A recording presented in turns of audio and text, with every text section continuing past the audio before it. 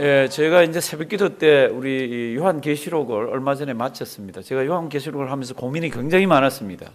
이유는 우리 신앙의 선배들이 요한계시록을 해석할 때 지금부터 30년, 40년, 50년, 100년 전에 자기들이 가지고 있는 최첨단의 과학적인 것을 보면서 요한계시록을 해석을 했습니다.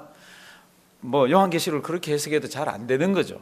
근데 지금 이제 요한계시록을 또 보니까 이게 또 다른 모습들이 너무 많은 거예요. 성경은 똑같지만은 이게 그건가, 그게 저게 저건가. 그러니까 요즘 제가 이제 그동안 가상화폐가 뭔지도 몰랐습니다. 말만 많아서. 근데 비트코인을 가상화폐 그거를 가상화폐가 종류가 굉장히 많습니다. 한 1000 몇 가지가 됩니다. 그 중에 비트코인은 한 가지인데 이게 뭔지 들어가서 이렇게 찾아보니까 이거 모르겠어요.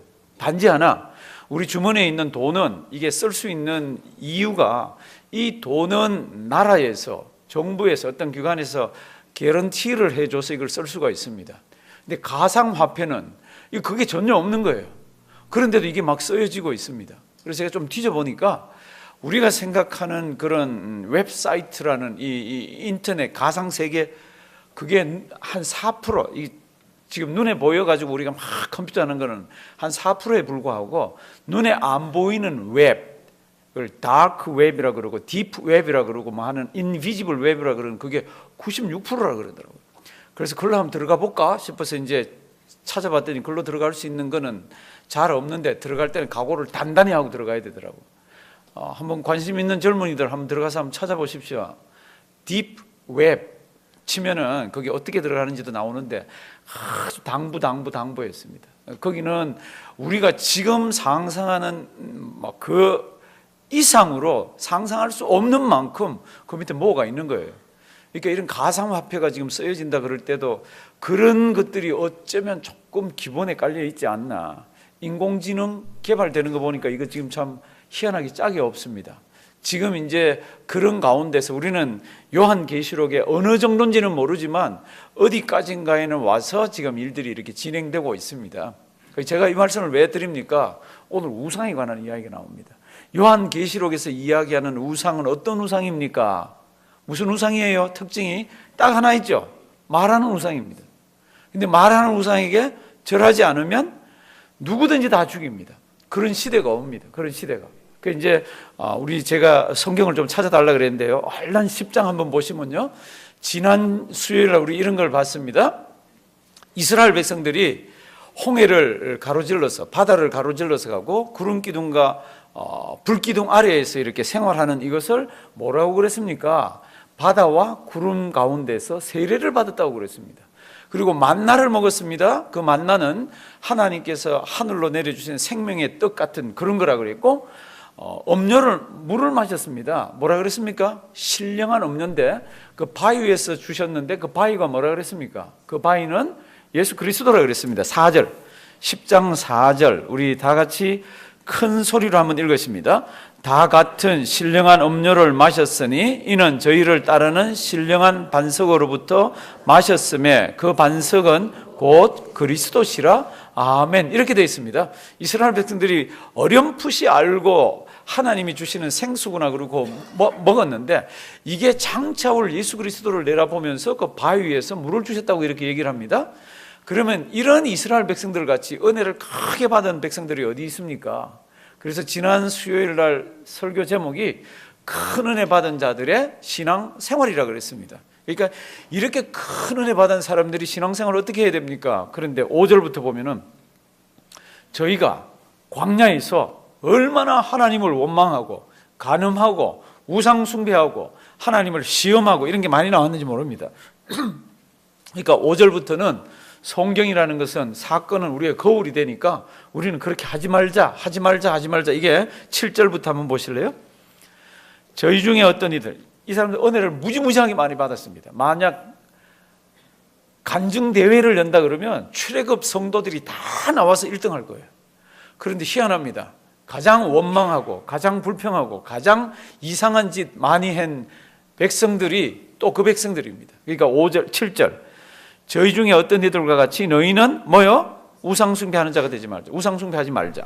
8절 저희 중에 어떤 이들이 간음하다가 하루에 2만 3천 명이 죽었나니 다 같이 읽습니다. 우리는 저희와 같이 간음하지 말자. 지금 이런 게 계속 나옵니다. 1, 2, 3, 4절은 어마어마한 은혜 받은 거를 막 설명을 하고는 5절부터 저기 뒤에 이제 우리 앞에 받는 13절까지는요, 이 백성들이 이렇기 때문에 우리는 그렇게 하지 말자. 우리는 그렇게 하지 말자. 이게 막 계속 나옵니다. 9절. 저희 중에 어떤 이들이 주를 시험하다가 뱀에게 멸망하였나니 다 같이 읽습니다. 우리는 저희와 같이 시험하지 말자. 저희 중에 어떤 이들이 원망하다가 멸망시키는 자에게 멸망하였나니 다 같이 읽습니다. 너희는 저희와 같이 원망하지 말라. 성도님들, 그 큰 은혜 받았던 사람들이 희한합니다. 제일 하나님을 배반하고 그랬습니다. 그러니까 우리 그렇게 하지 말자, 그렇게 하지 말자, 그렇게 하지 말자, 이렇게 나오다가 13절. 사람이 감당할 시험 밖에는 너희에게 당한 것이 없나니. 이 감당할 시험을 제가 뭐라고 설명을 했습니까? 많은 학자들이 이 감당할 시험이라는 것은 어떻게 해석합니까? 누구나 당할 수 있는 시험이라고 생각합니다. 그러니까 저 위에 5절, 6절, 7절, 8절, 9절, 10절 나오는 그 시험들 있잖아요. 이거는 누구에게나 다 일어날 수 있는 건데, 가장 은혜 많이 받았다는 이스라엘 백성들은 그때마다 다 넘어졌습니다. 이렇게 얘기합니다. 감당할, 누구에게나 당하는 시험을 주는데 그때 하나님 아버지 앞에서 바로 서면 그 시험을 이겨낼 수 있다고 그럽니다. 특별해서 못 이겨내는 시험을 준 게 아니라는 겁니다. 13절. 사람이 감당할 시험 밖에는 너희에게 당한 것이 없나니 오직 하나님은 미쁘사 너희가 뭐라고요? 감당치 못할 시험 당함을 허락지 아니하시고, 또 너무 커서 이걸 감당하지 못할 때는 시험 당할 즈음에 또한 뭐요? 피할 길을 내사 너희로 능히 감당하게. 그러니까 피하는 것도 감당하는 겁니다. 이게 이제 13절까지입니다. 집에 가서 많이 묵상해 보십시오. 내가 은혜를 많이 받았나 안 받았나, 하나님이 나를 많이 사랑하시나 안 사랑하시나 딱 보시고, 그 다음 5절부터 이 사람들이 했던 것이 거울 삼아서 우리는 하지 말자 그러는 거 잘 한번 보십시오. 교회 2000년 역사 속에 이게 얼마나 많은지 모릅니다. 그리고는 이제 14절로 들어가면 그런즉 이렇게 되어 있습니다. 그런즉을 위하고 관계되잖아요. 그렇게 큰 은혜 받은 사람들이 이럴 때 넘어지고 저럴 때 넘어졌는데, 그 넘어지는 걸 그는 보면 전부 누구에게나 있을 수 있는 거라는 겁니다. 그 일은 누구에게나 있을 수가 있는데 그때 넘어지지 말라는 겁니다. 그 중에 이제 하나를 고린도 교인들에게 사도 바울이 이야기를 합니다. 그게 뭡니까? 보십시오. 그런즉 내 사랑하는 자들아, 무엇을요? 우상 숭배하는 일을 어떻게 해요? 피하라. 저랑 따라 하십니다. 피하라. 피하라. 여기 피하라가 영어로 된 것들은 뭐라고 번역합니까? 도망가라는 겁니다. 우상 숭배할 일이 있으면 근처도 가지 말고 아예 뚝 떨어져서 도망가라는 얘기입니다. 그냥 우상 숭배하지 말라는 거하고 지금 이렇게 도망가라는 거하고는 같은 의미지만은 그 머릿속에 그려지는 그림은 다릅니다. 우상 숭배하지 마십시오. 그럼 내가 서서 안 해야지 이렇지만, 우상 숭배를 피하라 그러면 우상거리들이나 그런 일들이 있으면 어떻게 해요? 내가 도망을 가는 겁니다. 피해버리는 겁니다. 이게 아주 적극적으로 우상에 대해서는 성경이 이미지도 그리고 형상도 만들지 말고 피하라고 얘기를 합니다. 저를 다시 한번 따라 하십니다. 피하라. 피하라. 요게 이제 22절까지 요 이야기가 나옵니다. 우상 숭배를 피하라. 우상 숭배하지 말아라. 너희 믿음의 조상들도 그 광야에서 그런 은혜를 받고 하나님께서 가시적으로 지금 구름 기둥, 불 기둥을 보여주고 있는데도 뭐 했습니까? 우상 숭배를 했잖아요. 그 우상 숭배하지 말아라. 그리고 고린도 교회요. 당신들이 지금 이 교회 신앙생활하는 이 주변은 전부 우상 숭배하는 데입니다. 그러니까 우리는 자유자. 그러니까 뭐 우상은 아무것도 아니야 그러면서 우상 숭배하는 그 자리에 가서 앉아가지고 퍼질러서 같이 식사하고 웃고 뭐 나는 절 안 할 거야 이러면서 있는 게 아니라 아예 그걸 어떻게 하라고요? 아예 그런 자리 피하라고. 이제 보십니다. 15절. 나는 지혜 있는 자들에게 말함과 같이 하노니. 그러니까 고린도 교인들이요, 당신들 지혜 있는 사람이 아닙니까? 그러니까 하나님께서 우리에게 주시는 말씀을 잘 보고 깨닫고 그렇게 하라는 겁니다. 16절 다 같이 한번 읽습니다. 우리가 축복하는 바 축복의 자는 그리스도의 피에 참여함이 아니며 우리가 떼는 떡은 그리스도의 몸에 참여함이 아니냐. 지금 우상을 피하라는 얘기를 하면서 이런 얘기를 합니다. 성찬식을 얘기하고 있습니다. 우리가 성찬식을 할 때 떡을 떼는데 그거는 우리 주님이 우리에게 생명 주신 몸을 기념하면서 교회가 하나라는 것을, 연합됐다는 것을 이야기하기 위해서 그렇게 떡을 뗀다는 겁니다. 16절 제일 뒤에 보면은 참례라는 말이 나옵니다. 이 참례는 코이노니아입니다. 코이노니아. 우리 왜 성도의 교제하기 위해서 코이노니아 그러잖아요. 그렇죠? 그 우리가 그리스도의 몸에 서로 연합해서 참례하는 게 아니냐, 성찬이. 그러면 우리는 주님과 하나라는 겁니다. 그래서 이제 17번, 17절. 떡이 하나요. 많은 우리가 한 몸이니 이는 우리가 다 뭐라고요? 한 떡에. 그러니까 우리는 다 하나로 예수 그리스도와 붙어 있는 자인데 너희가 우상 숭배하는 자리에 떨어져 나가서 한 지체고 한 몸인데 떨어져 나가서 그들과 어울리고 떨어져 나가서 그들의 동참하는 것은 그들을 섬기는 것과 같다는 겁니다. 우리가 한 떡을 떼는데 그 떡을 떼는 것만 해도 같이 있으면서 한 형제 자매라는 겁니다. 그러면서 이제 18절 한번 보십시오. 육신을 따라 난 이스라엘을 보라. 제물을 먹는 자들이 뭐라고요? 제단에 참여하는 자들이 아니냐. 구약에서 제사를 드릴 때 화목 제물이라는 게 있습니다. 이 화목 제사는, 화목제는 드리고 나서 화목 제물은 하나님께 드려진 거 제사장 빼고는 먹을 수가 있는 부분이 있습니다. 그러면 거기 앉아서 다 같이 먹거든요. 그러면 다 같이 먹는 사람은 무슨 뜻입니까? 제사에 같이 참여했다는 뜻이 있습니다. 그러니까 이제 지금 육신을 따라 난 이스라엘을 보라. 제물을 먹는 자들이 제단에 참여하는 자들이 아니냐? 이제 그러면서 이제 우상 얘기를 합니다. 그런즉 내가 무엇을 말하느냐? 우상의 제물은 무엇이며 우상은 무엇이냐? 우상의 제물은 아무것도 아닙니다. 우상은 뭐냐? 아무것도 아닙니다. 앞에 이제 그렇게 설명이 다 됐잖아요. 그럼에도 불구하고 우상 숭배하는 사람들하고 같이 앉아서 우상 숭배 제물에서 나온 거를 같이 뜯어먹고 앉아서 이거 아무것도 아니야. 이거 아무것도 우리가 먹는 거는 하나님의 백성들이 화목 제물을 먹을 때 그 제사에 참여는 안 했지만 화목 제물을 먹을 때 같이 참여한 것 같이 되는 그 뜻이 있다고 그랬잖아요. 이제 그렇지 않느냐는 겁니다. 20절 한번 보실래요? 대저 이방인의 제사하는 것은 누구에게? 귀신에게 하는 것이요 하나님께 제사하는 것이 아니니 나는 너희가 귀신과 어떻게 해요? 교제하는 자 되기를 원치 아니하노라. 무슨 뜻인지 알겠죠? 거기 가서 안녕하세요 그러고 섬깁니다 그러고 절은 안 했지만 거기에서 나오는 음식을 같이 나눠서 먹으면서 있으면은 귀신 섬기는 자들과 교제하는 것뿐만 아니라 귀신과도 교제한다는 겁니다. 그럼 결론은 뭐예요? 하지 말라는 거죠. 그래서 우상 숭배를 어떻게 해요? 피하라. 한번 따라하십니다. 피하라. 피하라. 이제 우리에게 숙제가 있습니다. 우리 우상 숭배 안 하는데요. 우리 뭐 형상이 어디 있습니까? 그런데 사랑하시는 성도들 우상이 뭐예요? 이제 구약의 개념으로는 구약에도 신약의 개념이 들어가 있습니다. 구약의 개념으로는 눈에 보이는 겁니다. 뭐 하늘 위나 땅이나 땅 아래나 바다 속이나 물 속이나 어디에 있는 형상을 만들지 말라고. 그래서 거기 절하거나 숭배하지 말라고. 그걸 이제 우상이라 그럽니다.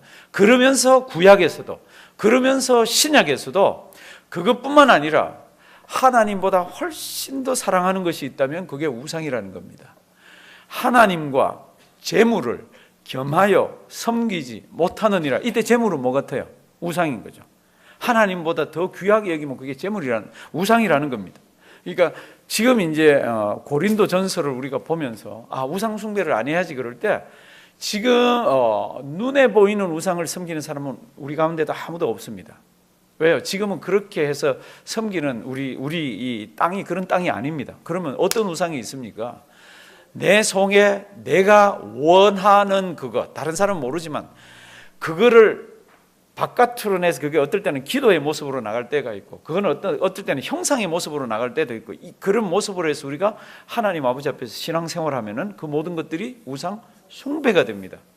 근데 이제 문제는 그런 거는 본인이 보면서 하나님 아버지 앞에서 이렇게 정리하고 자꾸 하면 되잖아요. 우상을 피하라 그랬으니까 하나님보다 그건 자기가 알잖아요. 그게 취미생활이든지 그것이 돈이든지 그게 건강이든지 그게 나의 뭐든지 간에 아니면 뭐 자식이든지 뭐든지 간에 하나님보다 더 사랑하는 게 우상이다 그러면 그걸 본인이 정리하면 되지만 요한계시록 13장에 가면은 진짜 우상이 등장합니다. 그러니까 하나님의 백성들은 알잖아요. 그게 우상이 형상으로 되어 있으니까. 그럼 어떻게 하면 되죠? 이걸 피하고 안 섬기면 됩니다. 근데 문제가 뭡니까? 안 섬기면 죽입니다. 지금은 그런 시대가 아니에요. 우리가 사는 미국은 절대로 그렇지가 않습니다. 현재는. 그런데 마지막 시대에 우리가 알지 못하는 우상이 하나 등장하면은 그 우상은 말을 합니다. 근데 그 말하는 게 어떤 사람들은 그게 적그릇이더라, 어떤 사람들은 뭐 다르게 설명하지만 저는 늘 이야기합니다. 저는 모르겠어요. 모르겠는데 지금같이 이렇게 지금 가상 세계가 있고 지금같이 인공지능이 발달하고 지금같이 이렇게 나가면 어쩌면 말하는 우상이 털커덕 나올 수도 있습니다. 그런데 저거 우상이지 그러면 절 안 하면 되지만 문제가 뭡니까? 저거 우상이지 그러고 절 안 하면 어떻게 돼요? 다 죽입니다. 그러니까 하나님의 백성들 어떻게 해요? 다 지하로 숨습니다.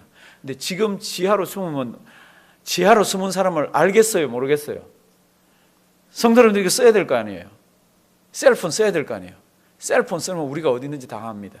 지금 겉의 세계로만 해도 다 압니다. 그런데 딥 웹이나 히든 인비지블 웹 같은 데를 사용하고 있는 우리가 모르는 그 96%를 지금 사용하고 있는 그들 중에 누군가가 그 결탁을 해서 잡아내려면요. 제가 보니까 아주 이건 뭐 식은 죽먹이 같이 잡아낼 수 있겠더라고.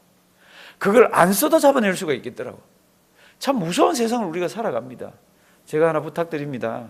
참 그럼 목사님 어떻게 방법은 없죠. 요한계시록도 보시면 방법이 없습니다. 그냥 인내하고 믿음 지키라고 그럽니다. 참 군백인처럼 바보처럼 예수 믿는 믿음 가슴에 품고요. 그냥 그런 일이 있을 때는 뭐 죽지요. 그래서 진짜 죽으면 되는 거고 죽지요. 그런데 그때 가면 수없이 많은 사람들이 교회에서 빠져나갈 겁니다. 교회에서 진짜로 빠져나갈 거예요. 성경은 이렇게 얘기합니다. 그게 어떤 우상이든지 간에 14절 보면은 우상 숭배하는 일을 어떻게 해요? 피하라. 따라 하십니다. 피하라. 지금 여기 나오는 고린도전서와 지금 이제껏 생각했던 그 우상은 형상도 있고 마음속에 부글부글이지만 마지막 우상은 진짜 형상이 있고 말을 합니다. 그래서 옛날에 15세기, 14세기, 16세기의 성경학자들은 말하는 우상이 있을 수가 없다. 그러니까 그건 틀림없이 교황이다. 아니면 뭐 누구다 막 이러면서 사람들을 지칭을 했습니다. 근데 그게 맞을지 안 맞을지는 모르겠어요. 어떻게 될지는. 그럼에도 불구하고 지금같이 이런 식으로 가다가는 잘은 모르지만 진짜 말하는 우상이에요. 누가 오면은 찌찌직 해서 보기만 하면 누군지도 알 거예요. 왜요? 우리 이미지나 뭐 손 찍어 놓은 거나 이런 거 다 지금 어디 들어가 있잖아요. 그놈이 누군지는 모르지만 턱에서 너 왔냐 그러고 이름 부를지도 몰라요. 그놈의 우상 새끼가. 그러니까 누가 왔는지 안 왔는지도 다 알지 몰라요. 참 무서운 시대를 살아갑니다. 지금 이 1세기에 쓰여졌던 고린도 전서만 해도 그냥 우상 그러면 지금 우리가 생각하는 지금 마지막 시대에 등장하는 우상은 생각을 안 할 때, 근데 지금 우리는 이 성경을 보면서 그 성경을 기억하지 않을 수가 없습니다. 진짜 내 신앙 내가 잘 지키고요. 우리 아이들에게 신앙 잘 물려주고요. 그렇게 어려울 때 하나님께서 눈동자처럼 지키면서 엄부의 권세도 이기지 못하는 것을 무엇으로 주셨습니까? 교회라고 이렇게 주셨습니다. 우리 교회 위해서 기도 많이 하시고요. 우리 끝까지 생명까지도 내걸고 신앙을 지키는 우리가 되기를 주님의 이름으로 부탁드립니다.